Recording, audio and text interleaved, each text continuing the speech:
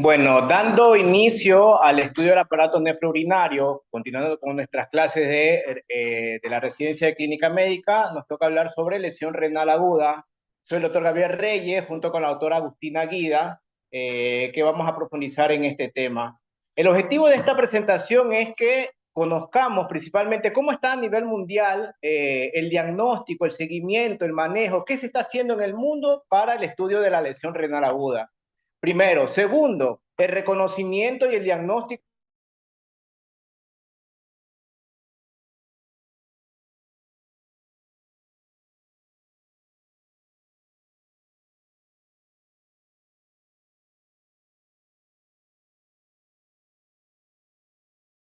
de esta enfermedad no y de tiempo principalmente. Me he basado en estas fuentes para que lo tengan principalmente claro en las guías de CADIGO salidas o estrenadas en marzo del 2012, que son las guías a nivel mundial para el manejo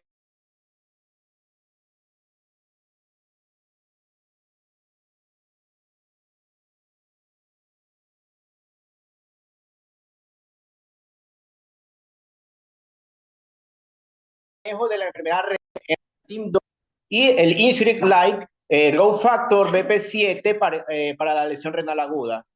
Una actualización de la revista Medicine de lesión renal aguda, esta publicación de la revista Critical Care, que habla sobre los nuevos biomarcadores y sobre todo esta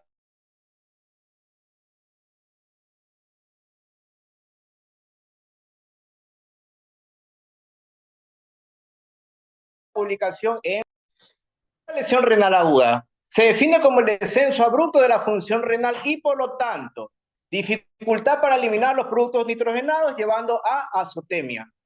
La disminución de la tasa de filtración glomerular que lleva a hipervolemia o congestión. Fíjese que estoy diciendo congestión porque ahora ya no se debe usar o se está comenzando a entrar en desuso de la palabra sobrecarga, porque no se está hablando del peso del paciente en sí, sino que se está hablando de la volemia del paciente y actualmente los papers están hablando sobre todo de congestión. Junto a esto, la disregulación del medio interno, la acidosis metabólica y el desequilibrio hidroelectrolítico, la hipercalemia y la hiperfosfatemia. No me olvido que esta hipercalemia perpetúa la acidosis por el ingreso del potasio al citosol, sacando los hidrogeniones al espacio intercelular y mantiene la acidosis metabólica. Esto acontece en periodos breves de tiempo, en horas a días. Se habla máximo de 7 días actualmente. El término adecuado para mencionarlo es lesión renal aguda. Ese término de fracaso renal agudo o insuficiencia renal aguda está comenzando a entrar en obsolescencia. Se está comenzando a usar menos. Esta es la clasificación que se está usando. A inicio de los 2000 se creó esta clasificación que se denomina RIFLE, Risk, Injury, Failure, Loss and End-Stage Renal Disease. El problema para la lesión renal aguda es que en esta clasificación hablaba de más de 4 semanas, por eso quedó en desuso. Y ahí vino la clasificación aquí, que es muy similar a la que se usa actualmente, la CADIGO, aunque varía sobre todo en los niveles de creatinina y cómo se interpretaba. Esto fue más o menos a finales del 2010 y para el 2012-2013 en la clasificación CADIGO se llegó a un nuevo consenso de cuáles son los niveles de creatinina basal o de su variación y del gasto urinario para el diagnóstico de la lesión renal aguda. Entonces la CADIGO es lo que se está usando actualmente. Ojo, los criterios son las veces en que se eleva la creatinina basal o su variación, principalmente más allá de 0,3 miligramos de decilitros de la creatinina sérica, y depende de ese nivel se habla de estadios 1, 2 y 3. Y también se habla de diuresis enfocada en gasto urinario, no solamente en volumen de diuresis o diuresis hora, sino en gasto urinario donde interviene el peso del paciente. Es importante diferenciar entre el peso de una persona de 50, 60 kilos a una persona que pesa el doble. No va a ser el mismo gasto urinario. Uno. Y dos, tener en cuenta que el tiempo de evolución también es importante. Si yo veo un paciente que ya a las 2, 3 horas, de lo que lo voy monitorizando, veremos más adelante, veo que está cayendo su diuresis, yo no voy a esperar a las 6, a las 12 horas para diagnosticarlo. Yo ya estoy sospechando de lo que va a suceder y tengo que tomar medidas. La última clasificación o lo que se está tomando en cuenta ahora es esto que es la clasificación cinética, perdón, es de creatinina, no de urea, que es la variación de la creatinina en 24 y 48 horas que se está comenzando a analizar en los últimos años. Bueno, pero el problema a veces es que en todos los escenarios se nos facilita la creatinina basal del paciente. A veces la tenemos, si la tenemos, perfecto, golazo, lo podemos saber si es que está lesión renal aguda. Si no la tenemos es más difícil y entonces nos va a quedar el interrogante si este paciente está con lesión aguda, una lesión subaguda o a la final puede ser renal crónico reagudizado. Por eso es que ya no se habla totalmente de lesión renal aguda per se, sino que se habla de espectro de enfermedad renal aguda. Este espectro tiene varias categorías. Se habla de criterios para definirlos, de acute kidney injury o lesión renal aguda, de enfermedad renal aguda, enfermedad renal crónica y sin lesión o sin enfermedad renal crónica. Tiene como duración las diferencias de que la primera sea en 7 días, la segunda en más de 3 meses, bueno, perdón, en menos de 3 meses, la tercera en más de 3 meses y la enfermedad renal crónica pues lleva más en tiempo. La lesión aguda, ya sabemos el criterio del aumento de la creatinina o disminución del gasto urinario y no hay un criterio estructural para esto. Para la enfermedad renal aguda se habla de menos de 3 meses, el cual tiene la lesión renal aguda o tiene disminución del filtrado glomerular o aumento de la creatinina basal.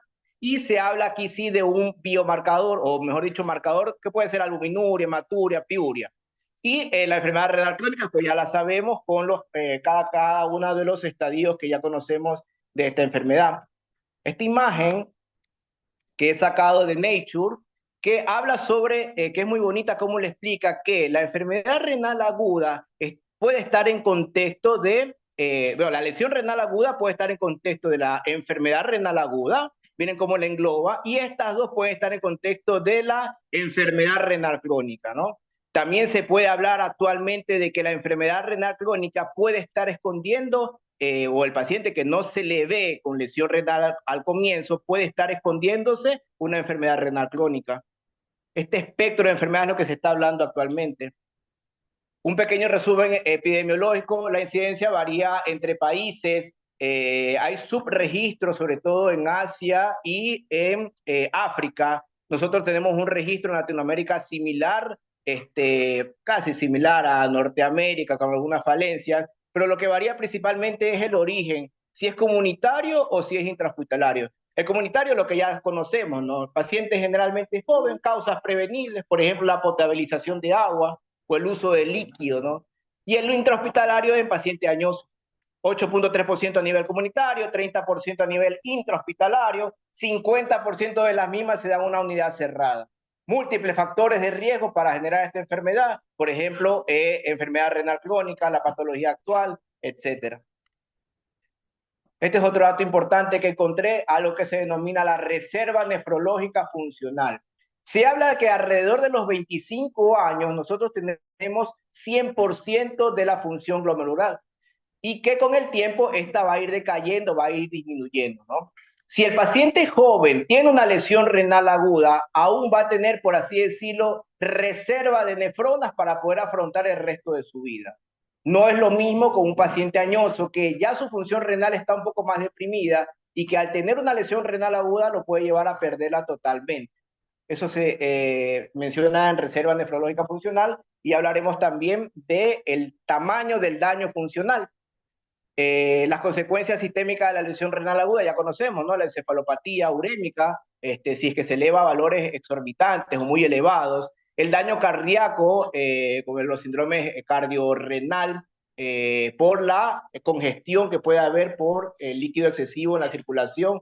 Se habla de que el daño renal puede generar problemas a nivel gastrointestinal con algo que se llama los DAMS, que es la alteración de la microbiota. Es similar a la translocación que se da en la cirrosis, en los pacientes cirróticos, y esta formación de esta sustancia, al parecer, están comenzando a hacer un camino tanto de ida como de vuelta, de que la lesión renal aguda genera problemas gastrointestinales y esta alteración de los DAMS genera problemas renales más adelante, que lo veremos con los nuevos biomarcadores, que es parte de lo que se está estudiando. Se está generando también una lesión, como ya conocemos, del metabolismo fosfocálcico, disfunción hepática, disfunción pulmonar por la cantidad de líquido que hay, durante la lesión renal aguda.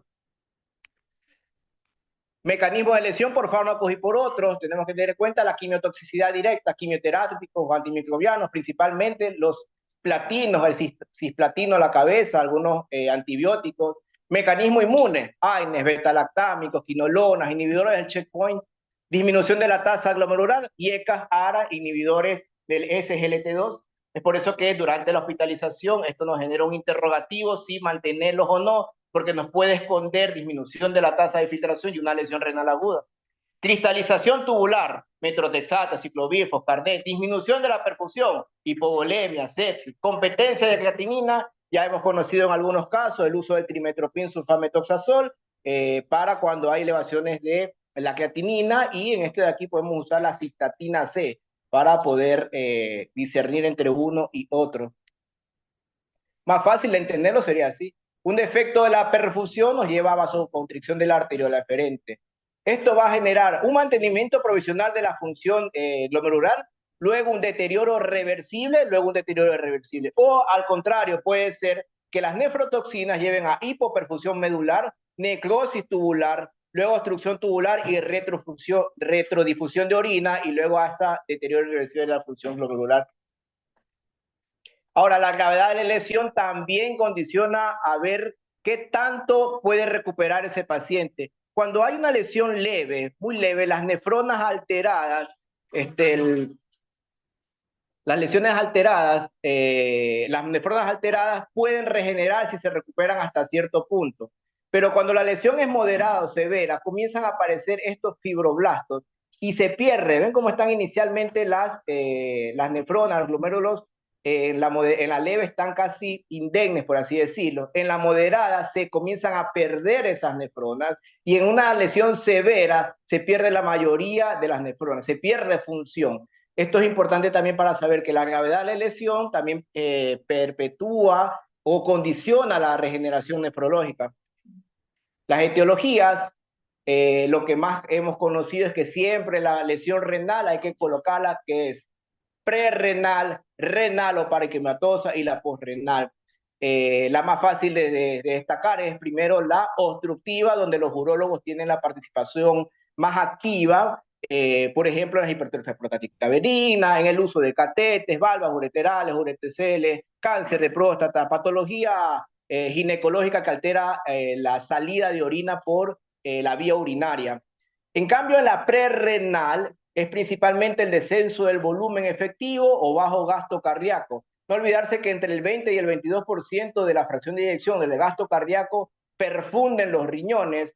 Entonces, si hay pérdida de esta función, de este gasto, va a llevar a fracaso renal agudo. Por ejemplo, por isquemia, miocardiopatía, pérdidas gastrointestinales, renales, deshidratación, el uso de ANE, síndrome hepatorrenal, etc. Y la más compleja, por así decirla, que es el fracaso agudo periquematoso, que se divide en tres: vascular, glomerular o túbulo intersticial, la vascular de grandes o pequeños vasos, las trombosis, principalmente, o las alteraciones de las microangiopatías trombóticas. La glomerular en sí, cuando hay problemas propios de glomérulo o las vasculitis. Y la túbulo intersticial, la isquémica, sepsis, contrastes iodados, entre otros. No me olvido de que estas lesiones o este tipo de enfermedad es dinámica. Yo no quiero decir de que si ya tengo una lesión prerrenal, va a ser prerrenal siempre y así se va a quedar. Es algo dinámico porque inicialmente puede haber un déficit de la perfusión de ese riñón. Si se mantiene en el tiempo, si se sostiene en el tiempo ese déficit de perfusión, se va a convertir en una necrosis tubular aguda. Entonces hay que tener en cuenta de que es un carácter dinámico, saber entenderlo. Otra forma fácil de entenderlo es así: un fracaso renal agudo, prerrenal, parenquimatoso, posrenal, como ya lo dijimos, ¿no? Los post-obstructivos primero, neoplasia, fibrosis, cuestiones urológicas, parénquima, vascular, glomerular intersticial, necrosis tubular aguda, y prerrenal, disminución de volumen extracelular principalmente, hipoperfusión, que está el fallo cardíaco, shock, etc. De las etiologías hay que tener en cuenta las causas extrahospitalarias, prerrenal obstructiva, obstructiva entre el 0,4 y 0,9 de las admisiones, y las más comunes, la sepsis, los postquirúrgicos, nefropatías. Este dibujo también se me hizo interesante, que la lesión renal aguda lleva a un concepto amplio de enfermedades en las cuales se pueden superponer. Por ejemplo, la enfermedad renal crónica se puede reagudizar en esta parte. O por ejemplo, yo puedo tener la sepsis en este círculo que puede estar empeorada por un shock y llevar también a lesión renal aguda. O por ejemplo, esta sepsis por el uso de drogas, miren cómo se combinan los círculos y me lleva a lesión renal aguda. Es de carácter dinámico, generalmente se sobreponen una lesión por otra y eso hay que tenerlo en cuenta siempre en los pacientes hospitalizados. La presentación clínica inicialmente puede ser por síntomas relacionados con daño en el riñón o las vías urinarias, hematuria, disuria, oligoanúrica, o síntomas relacionados con la función renal, el edema principalmente, hipertensión, uremia, signos de congestión. O puede ser el asintomático que llega a la hospitalización o llega a la C, a la emergencia, y se encuentra una elevación de la creatinina, o ya está hospitalizado y de un momento a otro tiene una elevación de la creatinina. O puede ser la sintomatología de acorde a la presentación, fiebre, deshidratación, insuficiencia cardíaca. O puede ir incluso más allá, trastornos del ritmo cardíaco, como es la hipercalemia secundaria a una lesión renal que esté reteniendo potasio y se esté expresando de esa manera. ¿Cómo enfocar el diagnóstico? Esto es sacado de la revista Medicine, que lo menciona de esta forma. Sindrómico, esto lo importante de esto es que te hace una pregunta y te orienta, te da un foco de interés. El primer diagnóstico de sindrómico es para preguntar si este deterioro es agudo o es crónico. Me permite saber si es una lesión renal aguda, si es un paciente con enfermedad renal crónica o si es una enfermedad renal crónica agudizada. Funcional, o sea, ¿qué tanto se ha deprimido la función renal? Para eso uso los criterios RIFLA, quinca, digo. Fisiopatológico, ¿qué fue lo que se lesionó? ¿Es prerrenal, parenquimatoso u obstructivo? Me permite saber el enfoque terapéutico. Y lo etiológico me permite saber qué lo ha producido y me ayuda a determinar el tratamiento. Siguiendo con el enfoque de diagnóstico, puede irse desde lo deductivo, la anamnesis, el laboratorio, el análisis de orina y como mínimo una ecografía abdominal. Y se puede ir desde lo particular, o sea, desde lo inductivo, las tomografías, el Doppler arterial, las biopsias que en pocos casos ahora se realizan.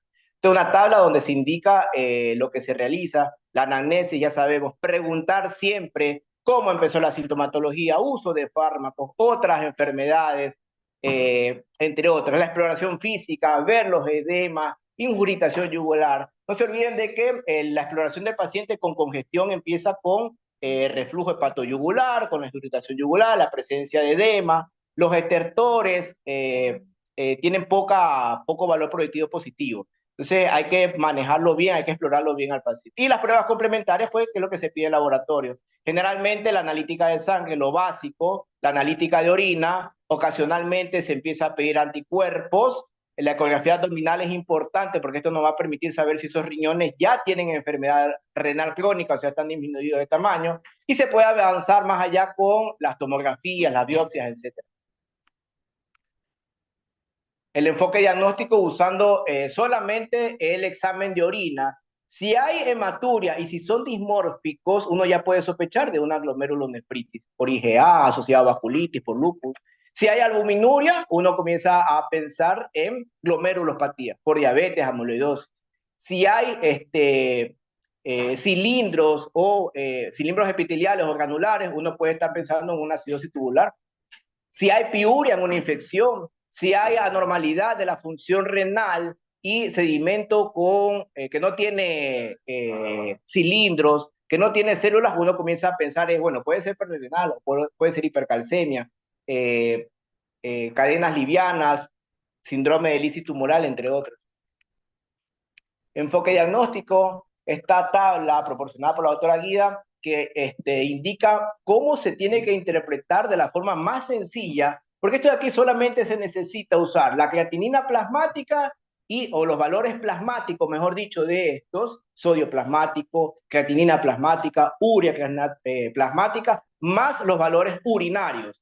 Con eso de ahí uno puede tener un poco más de orientación de lo que puede estar pasando con este paciente. Y según dónde se ubique el paciente, uno puede decir, bueno, esto es una falla prerrenal o no, esto es de necrosis tubular aguda. No nos olvidemos que estos valores hay que tener en cuenta que la urea urinaria y plasmática es independiente de volumen de orina y no depende de diuréticos, que el FENA está limitado por el uso de diuréticos o por glucosuria, en la enfermedad renal crónica, en nefropatía por contraste también, ¿no? Que pueden variar a más de uno o menos de uno. Y ojo, si el paciente usa diurético, se debería usar el FEU. En el abordaje diagnóstico también tengo que tener en cuenta que no es de utilidad usar la tasa de filtrado glomerular porque eso es muy inexacta. Eso se usa en el crónico. Que el FENA da información, pero no se recomienda de rutina. Se lo usa, pero no es para dar el diagnóstico total. Que la creatinina hay que tenerlo en contexto de los pacientes añosos, amputados, tamaño corporal puede variar. Que siempre se valora por gasto urinario, mililitros, kilogramo hora para la clasificación del paciente y que el ritmo diurético es una guía. Y que yo tengo que tener en cuenta que el deterioro severo desde el principio o progresivo, con progresión más allá del 50%, y la inexplicada afección renal por sistémica, por ejemplo, las reumatopatías, son posibles candidatos a biopsia. Los nuevos biomarcadores que se están comenzando a estudiar. Sabemos que ya estamos usando NGAL y cistatina C para ciertos estudios, para cierta orientación diagnóstica, pero hay nuevos biomarcadores que se están comenzando a estudiar. Están incluidos en las guías, pero no son de uso rutinario. Se está comenzando a estudiar el TIM2, que es el tissue inhibidor de las metaloproteasas, y el insulin light growth factor de las proteínas 7 permiten saber algo de estrés previo a la lesión. Lo que se está comenzando a estudiar con estos biomarcadores es estrés previo a la lesión. En esta tabla permite vernos cómo de la línea basal, o un estudio pero en pacientes quirúrgicos, de la línea basal, cómo vemos la creatinina, cómo se eleva cuando comienza a haber lesión, pero es tan lenta que el NGAL se eleva más rápido. Eso nos permite saber algo adicional. El problema es que el NGAL se libera por inflamación también, y en lesión, y la creatinina también, entonces no nos aporta mucho. Por eso se están manejando nuevos biomarcadores. Y estos biomarcadores están proponiéndose para una nueva clasificación, que son de la siguiente manera. Nosotros partimos de aquí del segundo nivel, que ya conocemos de la lesión renal aguda, el aumento de la creatinina por encima de 0.3 o disminución del gasto urinario. De esta partimos de lo que ya conocemos en CADIGO en este instante, pero se está comenzando a proponer una nueva clasificación, esta que está arriba, que no hay lesión o no hay disminución, bueno, alteración de la creatinina, pero sí hay un biomarcador positivo. Entonces se está comenzando a hablar de un estadio 1S, antes de la lesión, por estos nuevos biomarcadores, están acá a la cabeza, porque generan estrés. Y este estrés nos permite adelantar al diagnóstico. En esta revista pude encontrar cómo se está usando estos biomarcadores, lo que les hablaba de los DAMs, en esta imagen a nivel del túbulo de las nefronas, cómo estos biomarcadores, el TIM2 y el otro biomarcador en el ciclo celular ya se liberan en la fase G1 y antes de la interfaz. O sea, ni siquiera la célula se ha terminado de dividir y ya hay liberación en la lesión renal aguda. Entonces podría ser parte de los biomarcadores o parte de lo que se nos está escapando para hacer un diagnóstico más rápido, incluso adelantarnos al diagnóstico.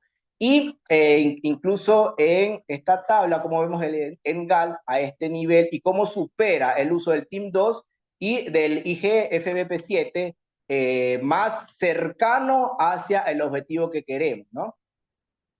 Si quieren profundizar un poquito más, hay este editorial, los biomarcadores persistentes en lesión renal aguda, otras de las gemas o de las piedras preciosas en la caja de joyas. Es muy bonito, sería bueno leerlo completo porque nos permite orientar un poco más de los nuevos biomarcadores. En el abordaje diagnóstico, esto lo implica o lo explica UpToDate, que es un abordaje de escalado, pero no se da de esa manera. Generalmente, cuando uno está pensando en la lesión renal aguda, ya está pensando en la causa. En el UpToDate lo pone escalonado y se pone un poco más lento. De cualquier manera, la lesión renal aguda por alteración de la creatinina o déficit de ritmo diurético, hacer el examen físico, laboratorio, pensar principalmente en depresión de volumen y dar este volumen, ver si se recupera o no. Depende de eso, uno dice, bueno, si se recupera, lo más probable es que sea perrenal.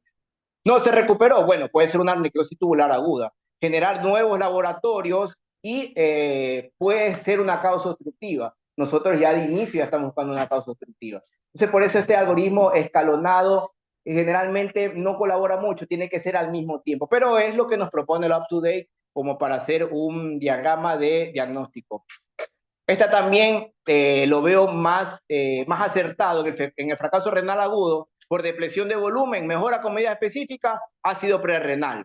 O no, fue por sospecha de obstrucción. Bueno, hacemos la ecografía, vía dilatada, era obstructiva. O no, no era por depresión de volumen, tenemos este rango de enfermedades que tenemos que tener en cuenta. Glomerular, vascular, hipersensibilidad, por depósitos tubulares o cristales o por exclusión. No olvidar de que si se sostiene el fracaso prerrenal o la lesión renal aguda prerrenal, que si tiene mala evolución, puede evolucionar en necrosis tubular aguda. Llegamos a la conclusión de que uno debe tener 4 pilares para el manejo de estos pacientes. Inicialmente esto, que es lo más importante, la prevención y reconocer. ¿Qué reconocer? El uso o no de agua del paciente. Ese paciente que está en nada por vía oral, que está tomando poco líquido, que tiene mala tolerancia, tener en cuenta que puede lesionarse. Evitar nefrotóxicos, la hipercalemia, la prevención de hemorragia digestiva alta, por ejemplo, el uso de los inhibidores de BP, o evitar de que vaya a ser hemorragia digestiva alta, porque esta hipovolemia puede generar lesión renal aguda. El uso de contrastes, depender del caso, ¿no? Lisis, sepsis, etcétera. Ojo, los ancianos, que ellos ya tienen una reserva nefrológica disminuida, son polifarmacéuticos, tienen muchos medicamentos, aparte no toleran bien la vía oral o toman muy poco líquido, son candidatos a hacer lesión renal aguda. Y estos otros datos que estaba colocando, el control globo, que no solamente simplemente para ver si el paciente orina o no, es para saber si está o no generando una lesión renal aguda. Si orina, perfecto, ya está. Si no ha orinado, uno tiene que interpretarlo por qué no orina. ¿Está con déficit de líquido o está obstructivo de nuevo? Esa es la importancia del control globo. Y el control hemodinámico para saber ingresos y egresos y con eso tener una idea de cómo está funcionando. Eso es lo que usamos nosotros acá. La acción depende de la causa y al final la terapia de reemplazo renal, pues cuando no se ha llegado a corregir de forma inicial. Esta tabla también es importante en el cual uno menciona el alto riesgo de lesión renal aguda, lo que uno tiene que tener en cuenta. Discontinuar nefrotóxico, asegurar un buen estatus de volumen, considerar el monitoreo hemodinámico, monitorear la creatinina y el gasto urinario, ver las hiperglicemias, considerar alternativas a procedimientos con radiocontraste, tratar de cumplir con estos criterios para que el paciente no llegue a lesión renal aguda. Ahora, si ya está con lesión renal aguda, aparte de eso, tratar de no hacer diagnósticos invasivos que usen contraste, por ejemplo, o considerar otros diagnósticos también. Si ya está en la etapa 2, cambios en la dosificación de drogas, considerar terapia de reemplazo renal, considerar admisión a unidad cerrada. Esto de aquí incluso debería correrse un poquito más acá, para cuando ya tengamos la lesión, comenzar a modificar las dosis de los medicamentos. Esto lo saqué del Evidence-Based Critical Care, es uno de los libros base de la terapia intensiva, que es llamativo como lo menciona. Dice que todo paciente con oliguria por déficit intravascular se tiene que usar resucitación con fluidos. El ácido, la furosemida, no es un expansor de volumen. ¿A qué se refiere? Muchas veces la enfermera, por querer cumplir con su tarea de que el paciente esté con catarsis positiva, con diuresis positiva, puede indicar, doctor, hagámoslo orinar, póngale una furosemida, cuando no es lo adecuado es ver por qué es que no orina, ¿no? Esa furosemida puede hacer feliz a la enfermera, pero puede hacer infeliz al riñón del paciente. Por eso mencionan en este libro, la furosemida puede ser la droga del diablo.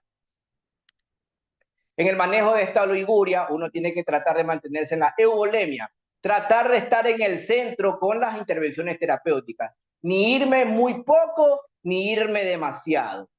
Con el uso de los líquidos, los cristaloides o vasopresores, o usando los diuréticos. Tratar de buscar un equilibrio. Y ese equilibrio para no estar ni en la hipotensión, ni en la hipertensión. Ni que esté con taquicardia, ni con edema, ni signos de congestión. La idea es que se mantenga la euvolemia. Tratamiento según la causa, prerrenal o funcional, pues llenar el espacio vascular, líquidos, expansores, inostrópicos. Postrenal obstructiva, pues comunicarse con los nefrólogos para que evalúen la causa de la obstrucción. Renal o parenquimatosa, pues buscar si se puede hacer de forma conservadora, o sea, prevenir hipotensión, convertir a la forma oligúrica en no oligúrica, colocar líquidos, consultar también con nefrología. Y la diálisis fue como cuando las otras medidas ya no han dado resultado. El tratamiento según la causa, si es de urgencia vital, pues la hiperpotasemia grave, el edema agudo pulmonar, que ya hablaremos de esa medida. Tratar las alteraciones funcionales, por ejemplo, control de ingresos y egresos, hidroelectrolíticos, tratamiento de la hiperuricemia, por ejemplo, en la lisis tumoral, el ajuste de la medicación, la depuración de fármacos por diálisis, evitar nefrotóxicos, entre otros. No me olvido que en la hiperpotasemia grave yo uso el gluconato de calcio en infusión de 10 a 20 ml en 1 a 3 minutos, que tarda alrededor de 30 a 60 minutos. La solución polarizante que ya sabemos utilizar, 10 unidades de insulina en 500 ml de suero glucosado al 10% en 60 minutos. Salbutamol inhalatorio, furosemida, el cayexalato, las resinas de intercambio iónico, me ayudan a tratar de que no avance la hiperpotasemia hasta que pueda resolver la causa. Y por último, que esto también hablaremos en otra de las clases, que son los criterios convencionales para el inicio de diálisis. Estos criterios es si es que no responde. Por ejemplo, anuria, o sea, la producción que sea insignificante de orina que no ha respondido al uso de líquidos. Oliguria que no ha respondido al uso de líquidos. Hiperpotasemia que no ha respondido al diurético, al calcio, al salbutamol, a la solución polarizante. Acidosis metabólica que no responde al tratamiento convencional. Congestión o exceso de volumen que no responde a los diuréticos. Azotemia pronunciada o las complicaciones clínicas de la uremia, por ejemplo, la encefalopatía hepática. Esto se verá más adelante también en la lesión renal aguda que necesita tratamiento dialítico. Necesita saber, necesita preguntar. Esto es una frase de Iván Petrovich Pavlov, un famoso fisiólogo ruso. Si usted quiere saber, tiene que preguntar. Con eso conmigo. Nuestras fuentes. Gracias.